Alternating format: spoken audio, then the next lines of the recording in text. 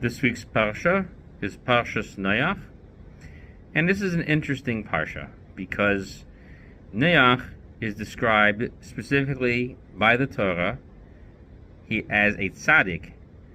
He is not only a tzaddik, he's called Tamim Hayab Dorosav, someone who was exceptional in his generations.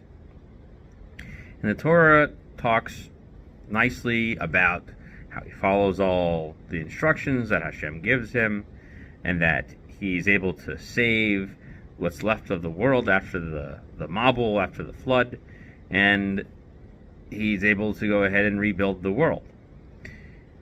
But when you get to the wealth of rabbinic literature, the modrashim, the rishonim, many of them start to say, you know what? When we think of a tzaddik, we don't really think of Noach. Yeah, he's called a tzaddik. So it's a machlekes. The Midrash brings it down, and Rashi brings down this machlekes from the Midrash Rabbah. Was it pshat that he was really a tzaddik, that even if he were to live in the generation of Abraham, he was a tzaddik? Or is it because Abraham wasn't around yet, and so they didn't really know what a tzaddik was yet? They argue about this in the Midrash.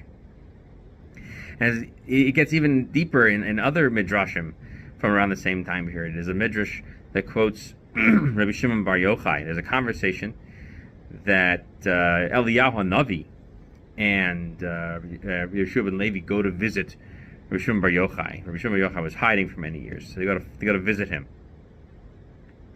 And the first thing he asks them is, he says,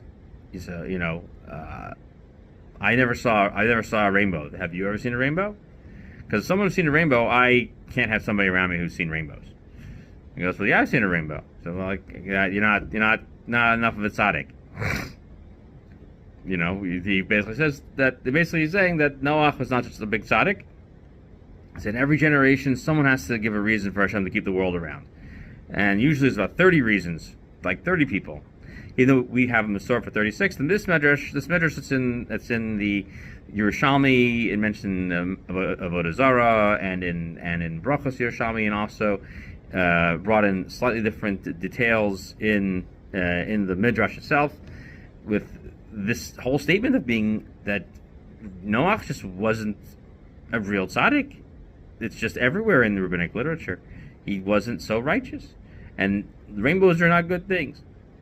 Why do we have a tradition of Noach not being a good person?